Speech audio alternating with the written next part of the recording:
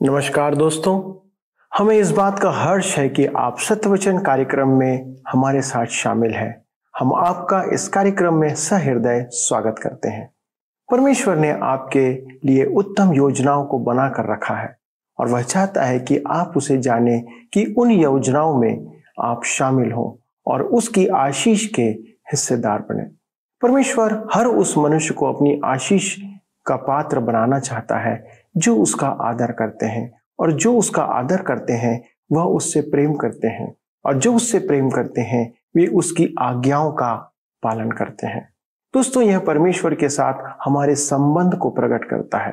अधिकतर लोग परमेश्वर से सब कुछ की आशा रखते हैं, लेकिन उसकी बातों पर, उसकी आज्ञाओं पर चलना आवश्यक नहीं समझते हैं और जीवन को अपने ढंग से जीते हैं, और इसलिए संकट और मुसीबत में पड़ जाते हैं।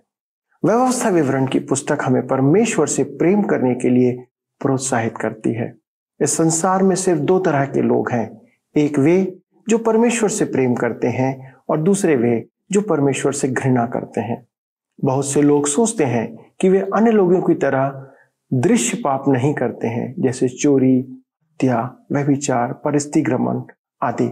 इस कारण वे सोचते हैं कि वे अन्य लोगों से उत्तम हैं और अच्छे व्यक्ति से जान पड़ते हैं और बहुत मेहनत करते हैं कि अपने सांसारिक रहन सहन की पूर्ति और सुख विलास को पूरा कर सकें।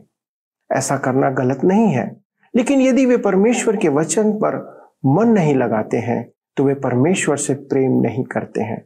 उनके लिए वही परमेश्वर है, अर्थात उनका धन, भला कार्य आदि। ऐसे लोग परमेश्वर को नहीं देखेंगे, बाइबल ऐसा कहती है। लेकिन बाइबल इस बात को भी बताती है कि जो उससे प्रेम रखते हैं एक दिन स्वर्ग में यीशु को आमने सामने देखेंगे।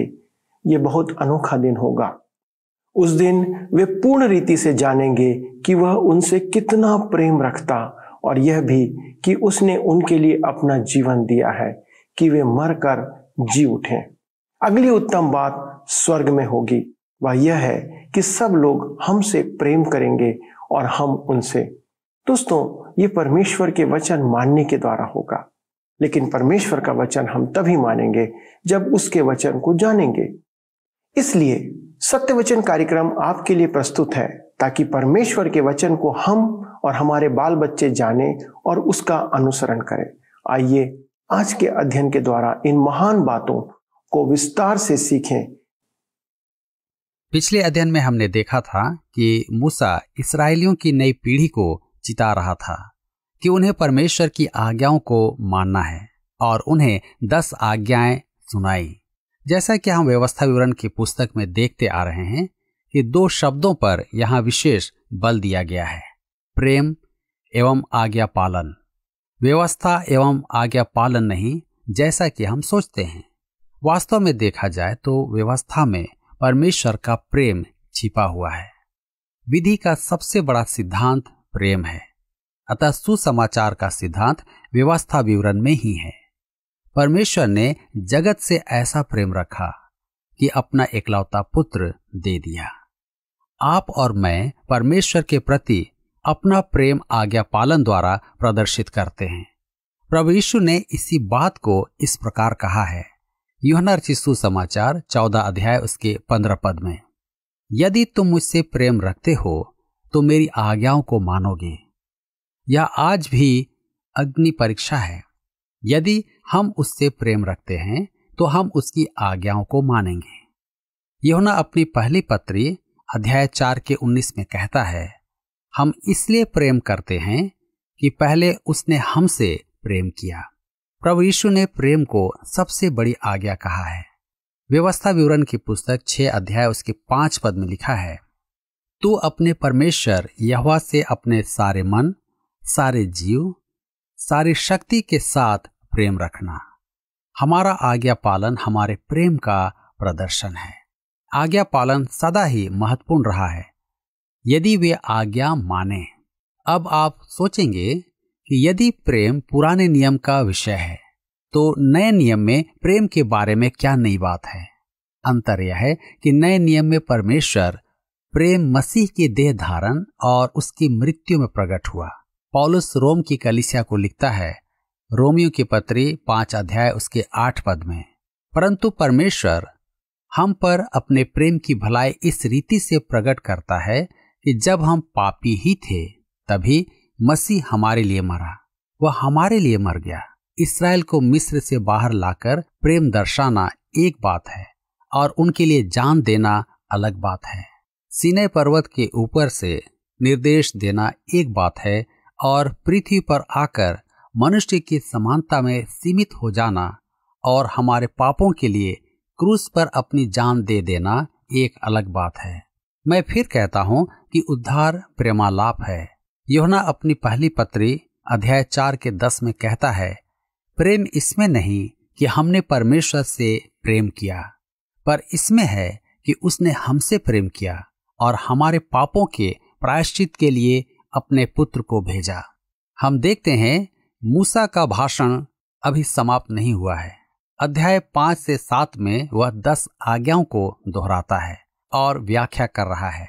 महाआज्ञा। व्यवस्था विवरण की पुस्तक 6 अध्याय उसके 1 और 2 पद में लिखा है, यह वह आज्ञा और वे विधियां और नियम हैं जो तुम्हें सिखाने की तुम्हारे परमेश्वर यहोवा ने आज्ञा दी है कि तुम उन्हें उस देश में मानो जिसके अधिकारी होने को पार जाने पर हो, और तू और तेरा बेटा और तेरा पोता यहोवा का भय मानते हुए उसकी उन सब विधियों और आज्ञाओं पर जो मैं तुझे सुनाता हूँ अपने जीवन भर चलते रहें, जिससे तू बहुत दिन तक बना रहे। यहाँ आज्ञा पालन का विशेष ध्यान दिया गया है। विश्व में 2 ही प्रकार के मनुष्य होते हैं, वे जो परमेश्वर से प्रेम करते हैं और दूसरे वे जो परमेश्वर से घृणा करते हैं।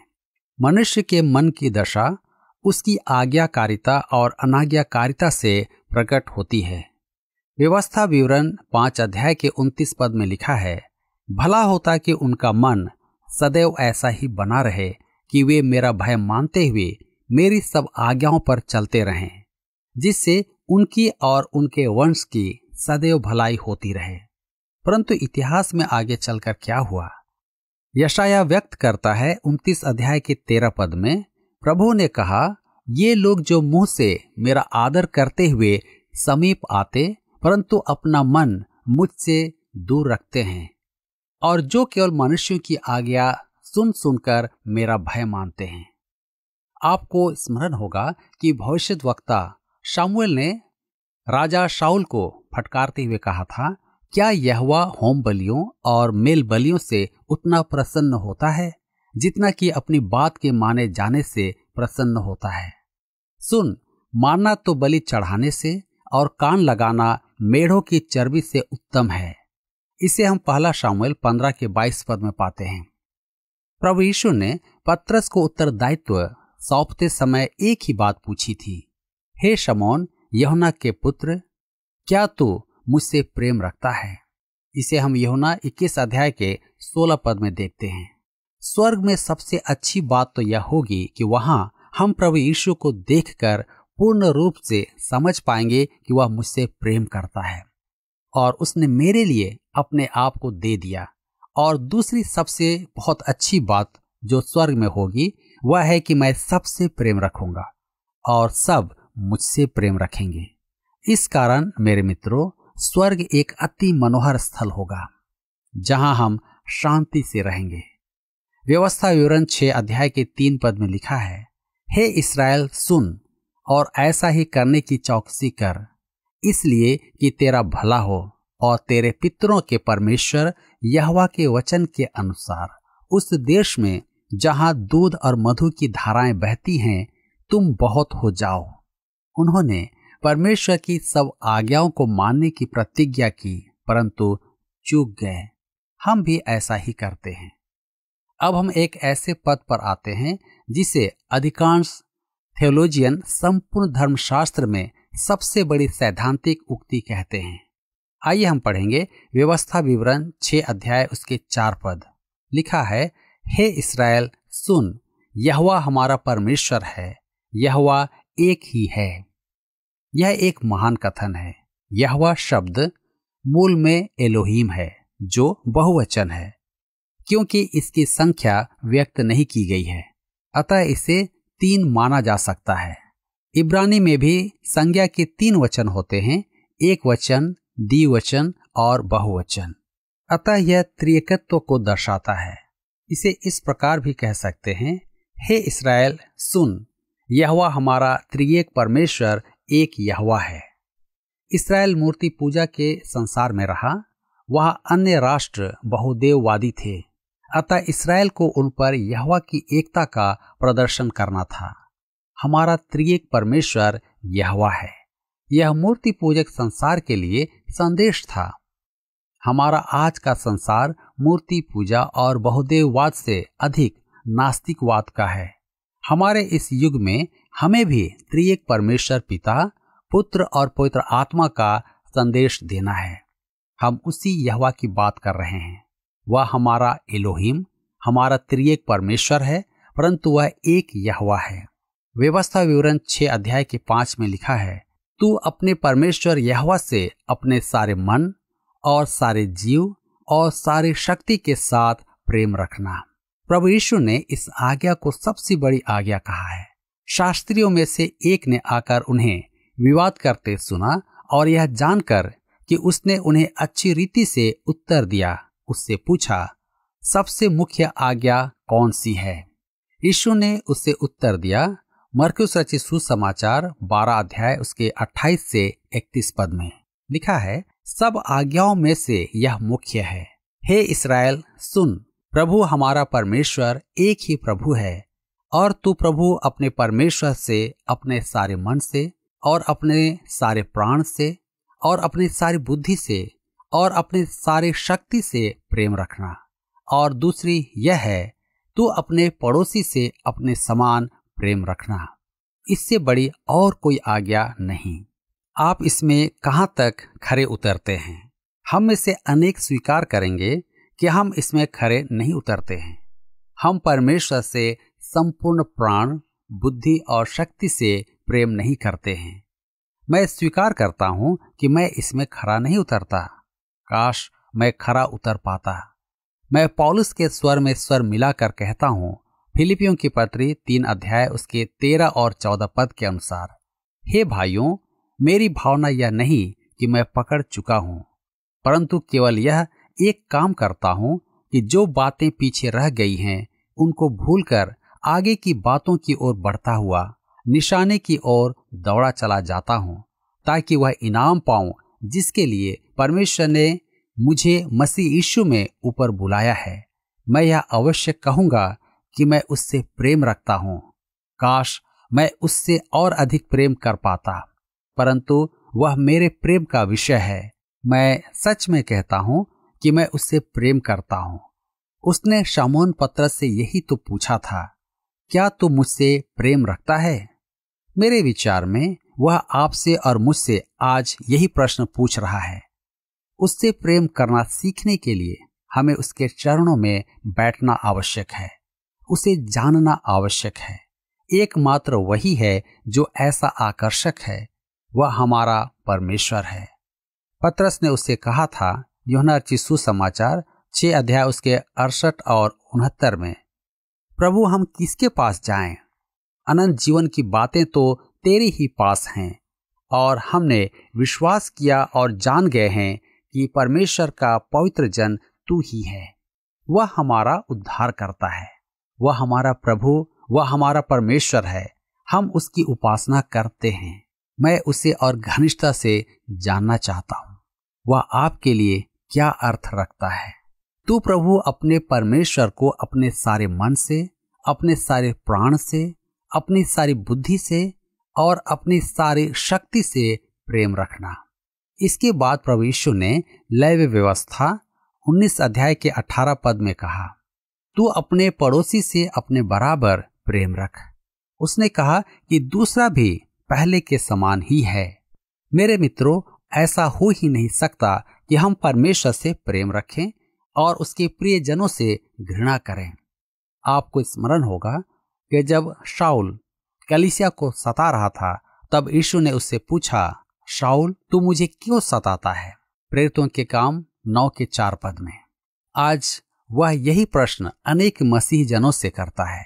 यद्यपि वे उसे जानने और उससे प्रेम करने का दावा करते हैं, वह पूछता है, तू मुझे क्यों सताता है? वे कहेंगे, मैं तुझे नहीं सताता, हे प्रभु, मैं तुझसे प्रेम करता हूँ। तब प्रभु कहेगा, तो फिर तू श्रीमान जी की बुराई क्यों करता है? तू वचन के प्रचार के विरुद्ध क्यों है? तू सहायक होने की अपेक्षा बाधक क्यों बन गया है?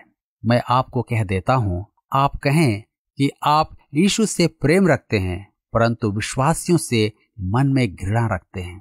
प्रभु से प्रेम संभव नहीं यदि आप किसी के सेवा कार्य को नाश करने का विचार रखते हैं। यह सर्वथा आडंबर है। व्यवस्था विवरण 6 अध्याय के 6 पद में लिखा है, और ये आज्ञाएं जो मैं आज तुझको सुनाता हूं वे तेरे मन में बनी रहें। भजन संहिता 119 के 11 में दाऊद कहता है, तेरा वचन मैंने हृदय में रख छोड़ा है कि मैं तेरे विरुद्ध पाप न करूं। परमेश्वर के वचन को रखने का यही स्थान है। मेरे मित्रों, वचन हमारे हृदय में रहना चाहिए। यही आपके जीवन को आगे बढ़ाता है। व्यवस्था विवरण 6 अध्याय के 7 से 9 पद में हम पढ़ते हैं, और तू इन्हें अपने बाल बच्चों को समझा कर सिखाया करना, और घर में बैठे, मार्ग पर चलते, लेटते, उठते इनकी चर्चा किया करना, और इन्हें अपने हाथ पर चिन्ह के रूप में बांधना, और ये तेरी आंखों के बीच टीके का काम दें, और इन्हें अपने अपने घर के चौखट की बाजुओं और अपने फाटकों पर लिखना। इफिसियों को लिखे पत्र में पौलुस यही बात कहता है। इफिसी 6 के 4 पद में, हे बच्चे वालों, अपने बच्चों को रिस न दिलाओ, परंतु प्रभु की शिक्षा और चेतावनी देते हुए उनका पालन पोषण करो। परमेश्वर माता पिता को उत्तरदायित्व सौंपता है कि वे अपनी संतान को प्रभु के अनुशासन और ज्ञान भय में पोषित करें। माता पिता के उत्तरदायित्व के लिए संपूर्ण धर्मशास्त्र में बहुत कुछ कहा गया है। नीति वचन 22 के 6 में लिखा है, लड़के को उसी मार्ग की शिक्षा दे जिसमें उसको चलना चाहिए, और वह बुढ़ापे में भी उससे न हटेगा। इसका अर्थ यह नहीं कि आप जैसा चाहें वैसे उसे अनुशासित करें। उसके लिए परमेश्वर ने मार्ग ठहराया है। आपको परमेश्वर के साथ सहयोग करना है। इसका अर्थ है कि माता पिता को भी परमेश्वर की संगति में रहना है, क्योंकि बच्चे आपसे ही सीखते हैं। परमेश्वर के वचन सदैव उनकी आंखों के सामने हों। आज हमारी संतान सांसारिकता की दास क्यों बन रही है? क्योंकि उनकी दृष्टि के सामने हर जगह विज्ञापनों में, टीवी पर सांसारिकता है। परमेश्वर चाहता है कि उसका वचन इसी प्रकार पग पग पर आपकी संतानों की आंखों के सामने रहे। ऐसा क्यों? क्योंकि मनुष्य स्वभाव से ही परमेश्वर और उसकी बातों को भूल जाता है। परमेश्वर इस्राएल को चेतावनी देता है कि वे प्रतिज्ञा के देश में उसकी ओर से आशीषें पाएंगे, परंतु उसे भूले नहीं। यह बड़ी विचित्र बात है कि मनुष्य समृद्ध होने पर समृद्धि देने वाले को भूल जाता है। व्यवस्था विवरण 6 के 13 में लिखा है, अपने परमेश्वर यहोवा का भय मानना, उसी की सेवा करना और उसी के नाम की शपथ खाना।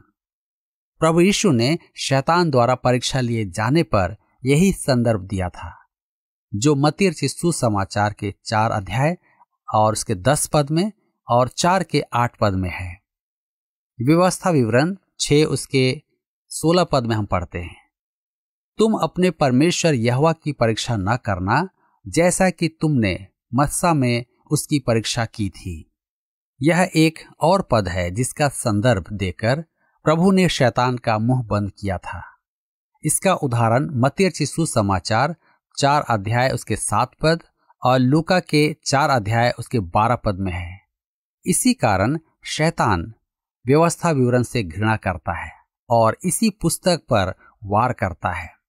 परमेश्वर यहाँ फिर से अपनी प्रजा को आदेश देता है कि वे यत्न से उसकी आज्ञाओं को माने कि जो देश परमेश्वर उन्हें देगा उसमें वे वास करते रहें। उन्हें अपनी संतान को भी इसकी व्याख्या देकर सिखाना आवश्यक था। व्यवस्था विवरण 6 अध्याय के 23 से 25 पद में हम पढ़ते हैं, और हमको वह वहां से निकाल लाया, इसलिए कि हमें इस देश में पहुंचाकर, जिसके विषय में उसने हमारे पूर्वजों से शपथ खाई थी, इसको हमें सौंप दे। और यहोवा ने हमें ये सब विधियां पालन करने की आज्ञा दी, इसलिए कि हम अपने परमेश्वर यहोवा का भय माने और इस रीति सदैव हमारा भला हो, और वह हमको जीवित रखे जैसा कि आज के दिन है। और यदि हम अपने परमेश्वर यहोवा की दृष्टि में उसकी आज्ञा के अनुसार इन सारे नियमों के मानने में चौकसी करें, तो यह हमारे लिए धर्म ठहरेगा। परमेश्वर उन्हें मिस्र देश से निकाल लाया था कि प्रतिज्ञा के देश में उन्हें बसाए। ऐसा ही हमारे उद्धार के साथ है। परमेश्वर ने हमें मृत्यु से, पाप से, दंड से उबारा और हमें मसीह की देह में आशीषों के साथ उस स्थान में उसकी सहभागिता में और अंततः स्वर्ग में लाता है। हमारा उद्धार अभी तक सिद्ध नहीं है। पौलुस रोम की कलीसिया को लिखता है कि प्रभु यीशु हमारे अपराधों के लिए दंड का दोषी बना और हमारी धार्मिकता के लिए फिर जी उठा। वह हमारी धार्मिकता है जिसके द्वारा हम परमेश्वर के समक्ष सिद्धता में दिखाई दें। वह हमें बाहर निकाल लाया है और हमें भीतर ले जाना चाहता है। इस कारण आज हम यह कहने योग्य हैं, मेरा उद्धार हो गया है, मेरे पास अनंत जीवन है। हम परमेश्वर के समक्ष अपने उद्धारकर्ता की धार्मिकता और श्रेष्ठता में खड़े हैं।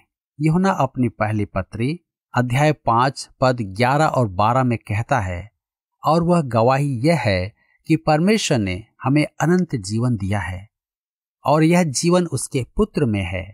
जिसके पास पुत्र है उसके पास जीवन है, और जिसके पास परमेश्वर का पुत्र नहीं उसके पास जीवन भी नहीं है।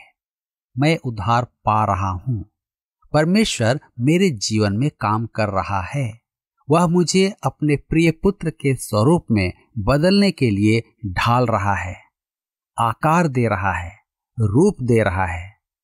फिलिपियों की पत्री 2 अध्याय उसके 12 और 13 पद में पौलुस कहता है, डरते और कांपते हुए अपने अपने उद्धार का कार्य पूरा करते जाओ, क्योंकि परमेश्वर ही है जिसने अपनी सुइच्छा निमित्त तुम्हारे मन में इच्छा और काम दोनों बातों के करने को प्रभाव डाला है।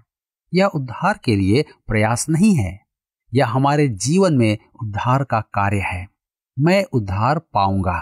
मुझसे निराश ना हो, क्योंकि मेरे अंदर परमेश्वर का कार्य पूरा नहीं हुआ है, और मैं भी आपसे निराश नहीं होऊंगा, क्योंकि परमेश्वर का आपके अंदर का, आपके उद्धार का कार्य पूरा नहीं किया है। पहला यूहन्ना की पत्री 3 अध्याय उसके 2 पद में लिखा है, हे प्रियो, अब हम परमेश्वर की संतान हैं और अभी तक यह प्रकट नहीं हुआ है कि क्या कुछ होंगे। इतना जानते हैं कि जब वह प्रकट होगा तो हम उसके समान होंगे, क्योंकि उसको वैसा ही देखेंगे जैसा वह है। एक बार एक महिला गवाही दे रही थी कि प्रत्येक विश्वासी को अपनी पीठ पर यह लिखवाना चाहिए, यह सर्वोत्तम नहीं है जो परमेश्वर का अनुग्रह कर सकता है। यह कितना सत्य है। परमेश्वर का कार्य अभी हम में पूरा नहीं हुआ है, परंतु जब वह प्रकट होगा तो हम उसके समान होंगे। यहाँ पर अध्याय 6 समाप्त होता है और हम अपने अध्ययन को अध्याय 7 से बनाए रखेंगे। इस्राएल को अन्य जातियों से भिन्न होना है।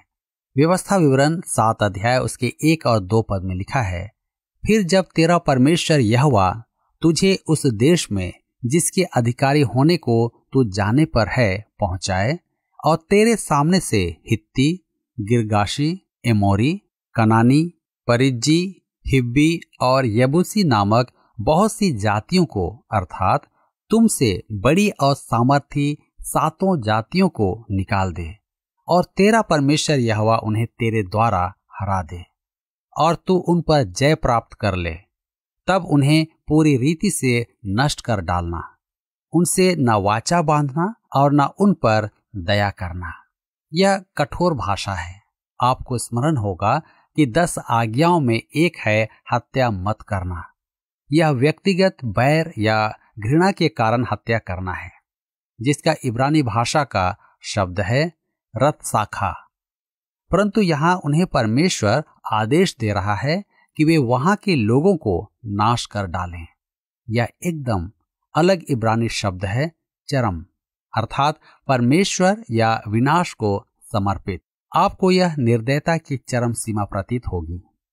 मुक्त विचारवादी पुराने नियम के परमेश्वर से घृणा करते हैं। मैंने किसी को सुना कि वह परमेश्वर को दबंग कह रहा था।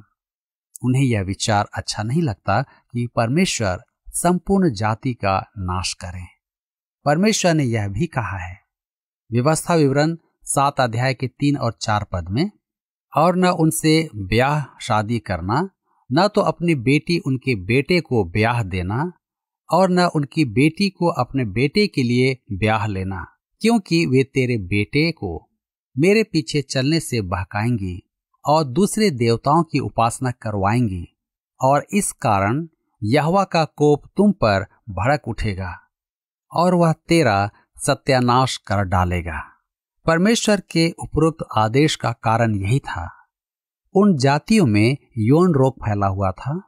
यदि इस्राएली उनसे विवाह करते तो संपूर्ण जाति नाश हो जाती।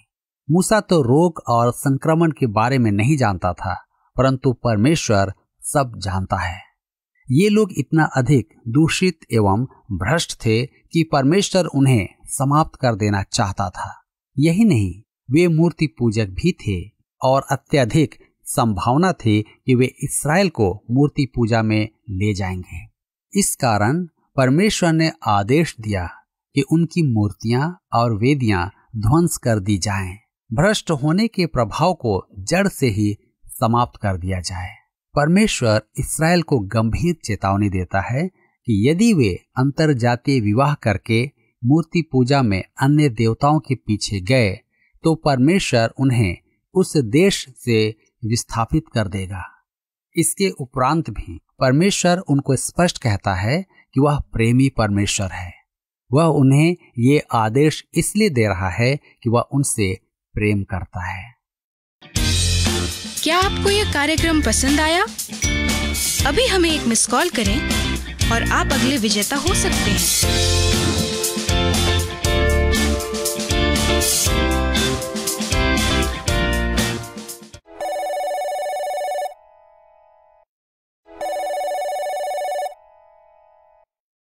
दोस्तों, भजन संहिता का लिखने वाला भजन संहिता 119वें अध्याय और उसके 11वें पद में कहता है, मैंने तेरे वचन को अपने हृदय में रख छोड़ा है कि तेरे विरुद्ध पाप ना करूं। और उसी में 12वें पद में आभार व्यक्त करता है और कहता है, हे यहोवा, तू ही धन्य है, मुझे अपनी विधियां सिखा। दोस्तों, ये हमारी भी कामना होनी चाहिए, क्योंकि हम पाप के इर्द गिर्द रहते हैं और शैतान नहीं चाहता कि कोई परमेश्वर के वचन का पालन करे। वह चाहता है कि हम गलती करें ताकि वह हमें अपना दास बना ले। यदि हम उससे बचना चाहते हैं तो हमें प्रतिदिन परमेश्वर की आवाज को उसके वचन के द्वारा सुनना चाहिए, ताकि शैतान की आवाज को पहचान सके और उसे नकार सके। यदि हम परमेश्वर के वचन को ध्यान नहीं देते हैं तो आपको सब कुछ ठीक प्रतीत होगा, लेकिन रहेगा नहीं। और सबसे पहले हम उसकी आज्ञा का उल्लंघन करेंगे, जो हमारे विवाह में प्रदर्शित होता है, हमारे दैनिक जीवन में प्रदर्शित होगा। आज कलीसिया के भाई बहन अविश्वासियों के साथ विवाह को गंभीर बात नहीं समझते हैं। क्यों? क्योंकि परमेश्वर उनके लिए प्रथम स्थान नहीं रखता है। यह परमेश्वर उनके लिए महत्वपूर्ण नहीं है। परमेश्वर का वचन इस संबंध में बहुत गंभीर है। दोस्तों, उसने हमें सिरजा है और वह चाहता है कि उसकी विधियों को मानकर हम उसका आदर करें। आइए इन बातों में हम चौकस रहें, ताकि हमारे जीवन से परमेश्वर को महिमा मिले और हम सर्वशक्तिमान की छाया में ठिकाना पाएं, जैसे वचन कहता है। आइए हम प्रार्थना करें। परमेश्वर पिता, हम इन अद्भुत वचनों के लिए धन्यवाद देते हैं, जो एक बार फिर से हमें प्रोत्साहित करती है कि हम आपके साथ चलते रहें, आपके वचनों का पालन करते रहें, आज्ञाओं के प्रति सजग रहें। धन्यवाद देते हैं प्रभु कि आपने हमारे दर्शकों को प्रेरित किया कि वे इन वचनों के आधार पर आज समर्पण करें कि वे निरंतर आपके साथ चलते रहेंगे, क्योंकि प्रभु इससे उत्तम बात और कोई नहीं कि हम जीवन में भी आपके साथ चलते रहें और जीवन के बाद भी प्रभु आपके साथ हो लें। धन्यवाद देते हैं प्रभु इन सुंदर और पवित्र वचनों के लिए। हमारी सहायता करें कि हम ऐसा करने पाए, ऐसा जीवन जीने पाए। इस प्रार्थना को धन्यवाद के साथ यीशु के नाम से मांगते हैं, आमीन।